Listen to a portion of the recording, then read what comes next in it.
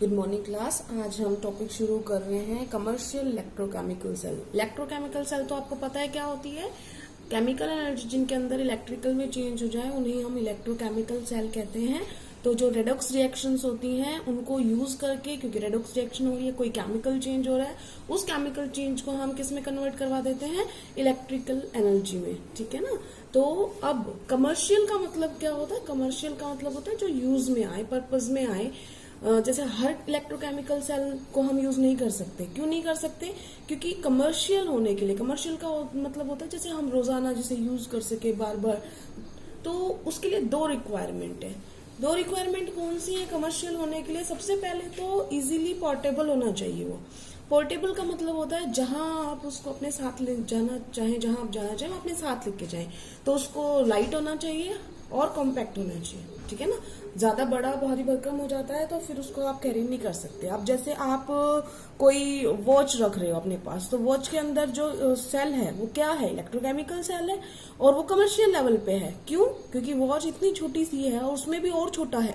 तो निकल cadmium cell डले हुए हैं उसके अंदर, या मरकरी सेल डला हुआ है, या कौन सा डला हुआ है?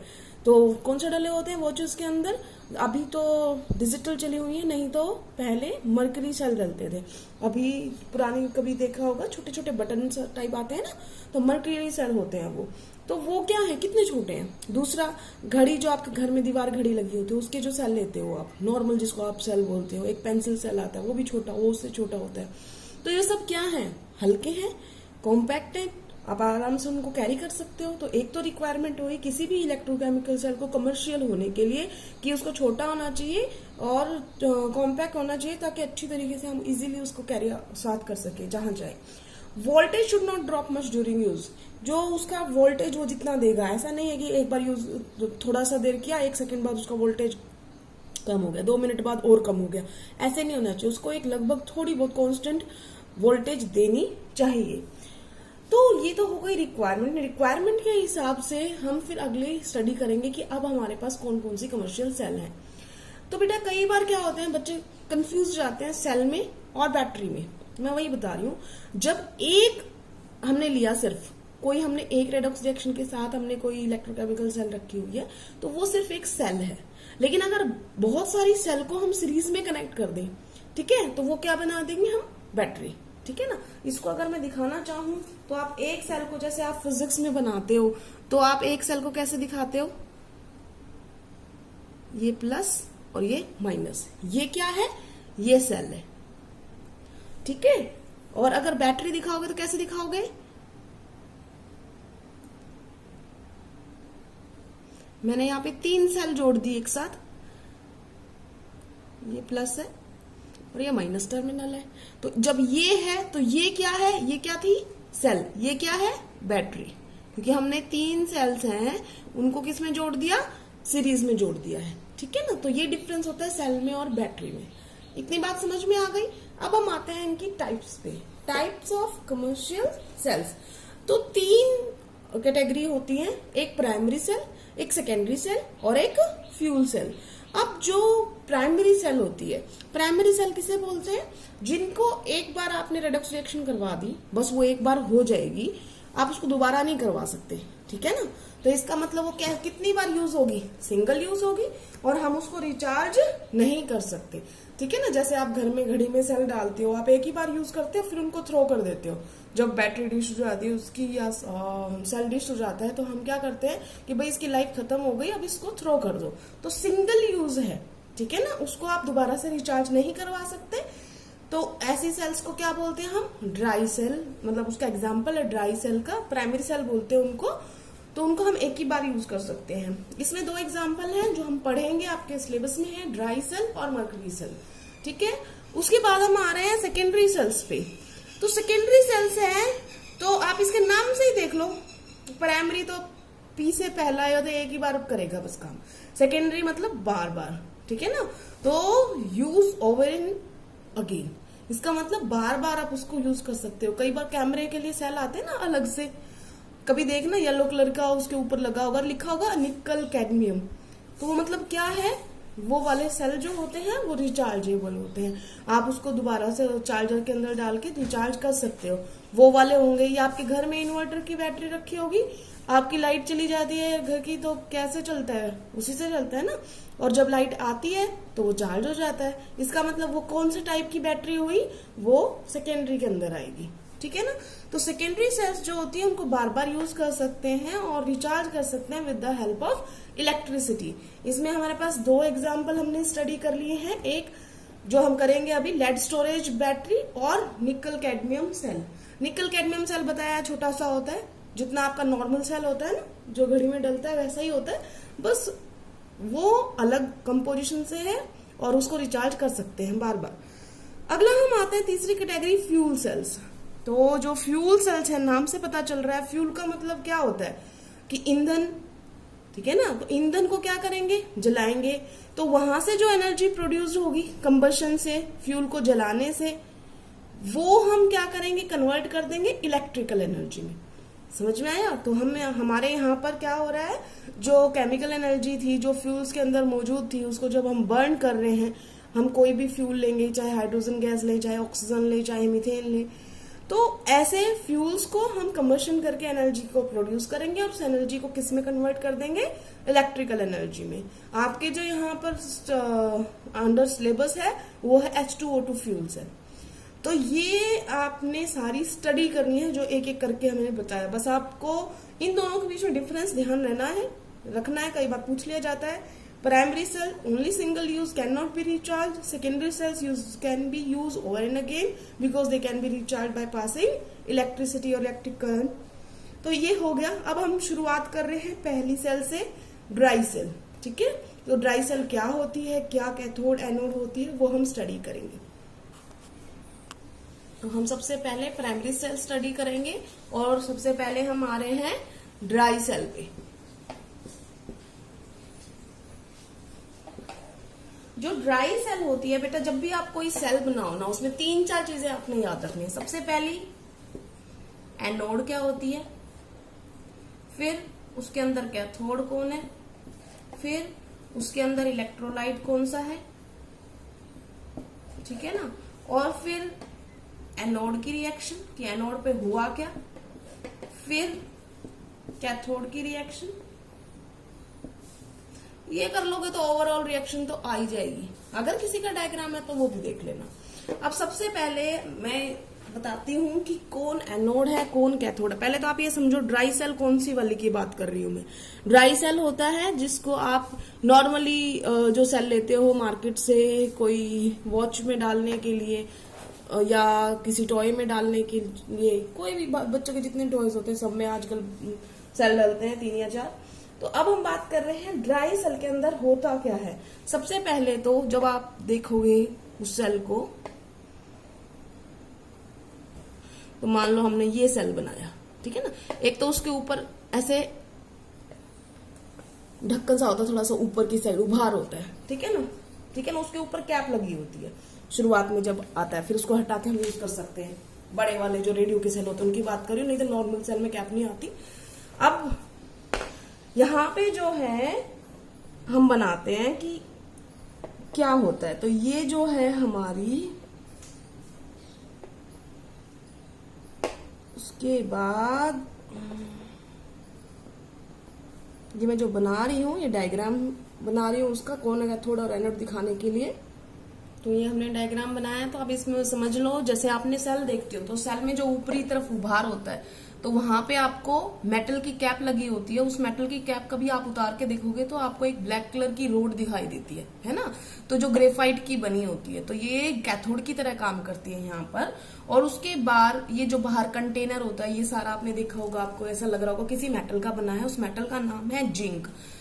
और उसका अंदर भी खोल के देखोगे आप, ठीक है, जो खराब सेल हो जाए आप उसको स्टडी कर सकते हो।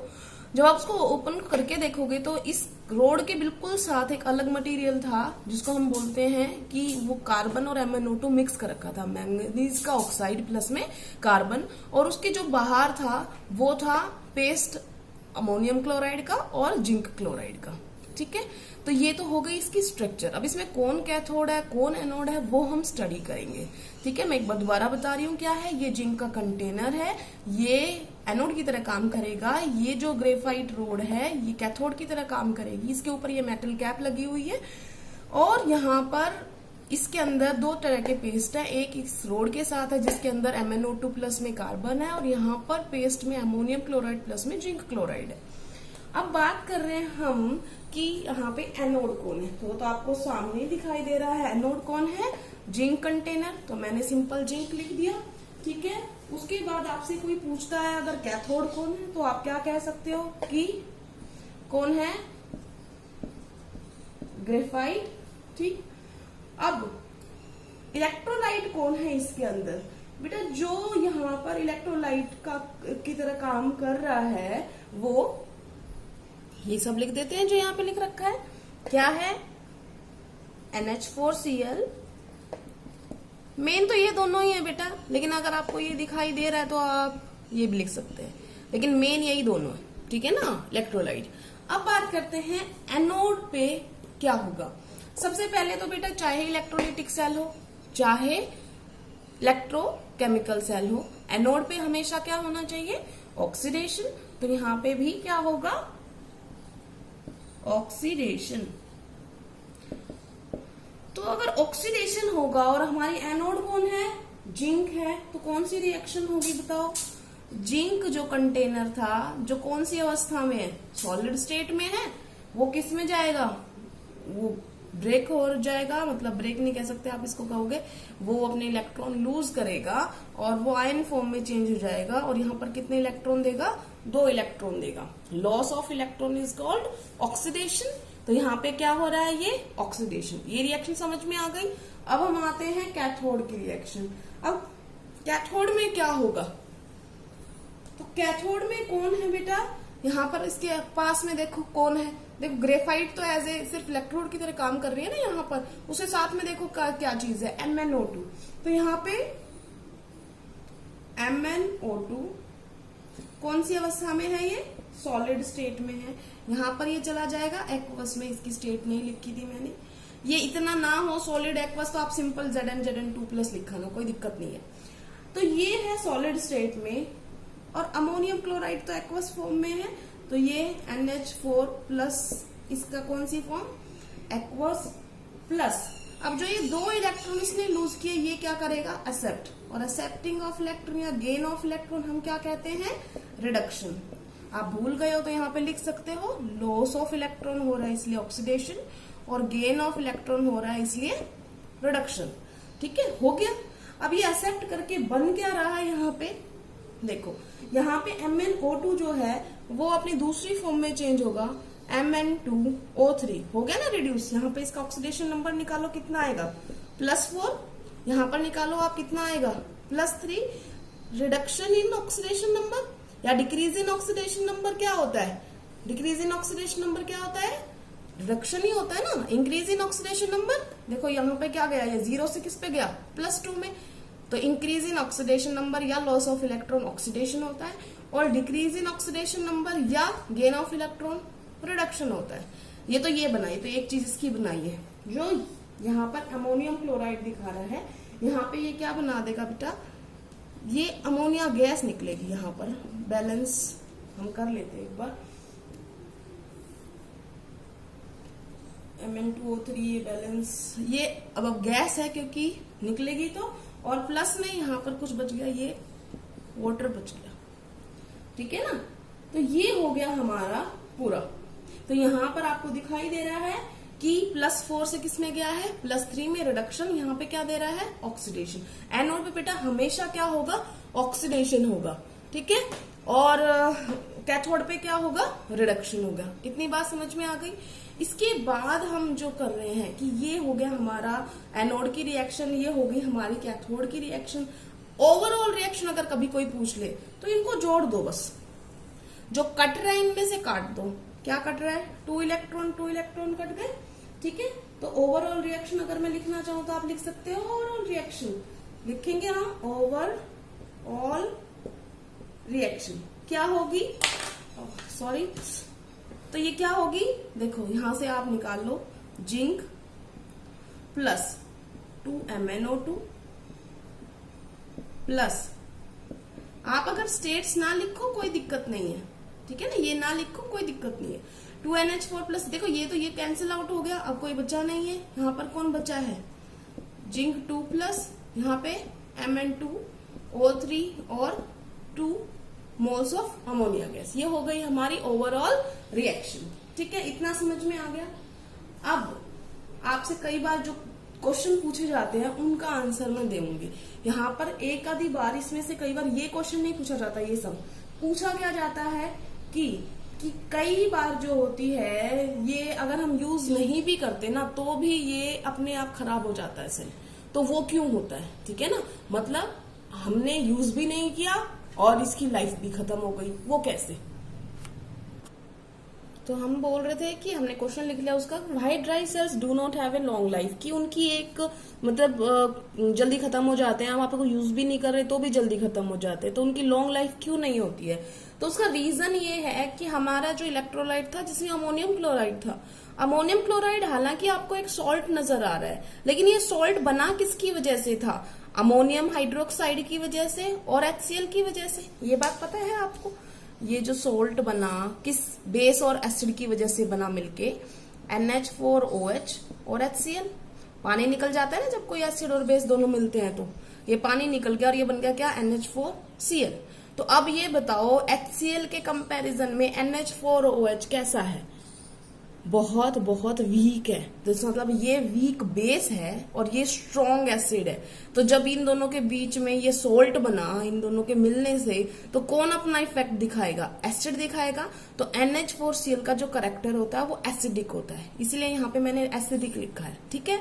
तो जो एसिडिक अमोनियम क्लोराइड है, जो जिंक कंटेनर जो था, जो आपको बताया था चारों तरफ बाउंड्री जिसकी है, वो कोरोड होना शुरू हो जाता है क्योंकि एसिड रिएक्ट कर रहा है ना उसके साथ। इवन व्हेन द सेल, जब वो यूज में नहीं होती तब भी, ठीक है। तो वो यूज में नहीं है फिर भी जो वो कंटेनर होगा जो आपको बताया था ये वाला, तो क्योंकि पेस्ट इसके बिल्कुल पास में अमोनियम क्लोराइड और जिंक क्लोराइड वाला, तो यहाँ पर रिएक्शन शुरू हो जाएगी। और कई बार देखा भी होगा आपने, लिक्विड सा निकलना शुरू हो जाता है, तो इसका मतलब वो क्या होगा, वो सेल खराब हो गया, ठीक है।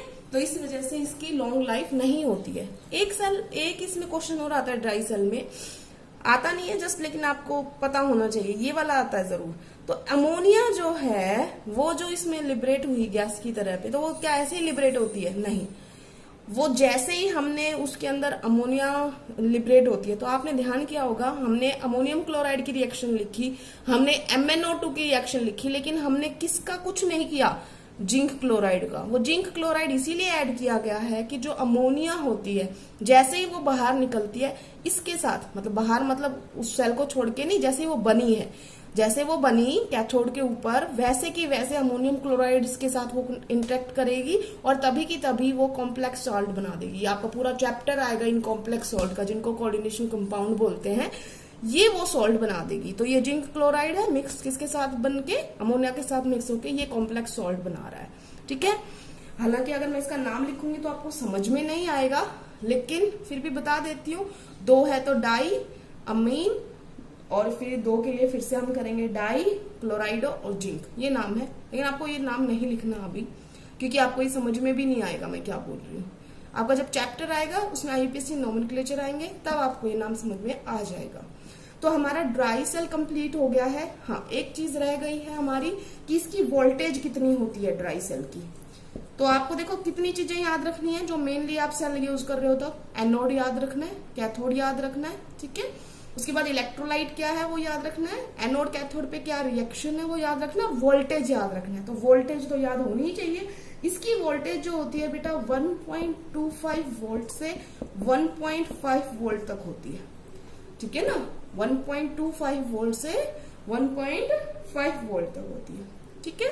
तो हमारा ड्राई सेल कंप्लीट हो गया है। कल मर्करी सेल करेंगे। Thank you class.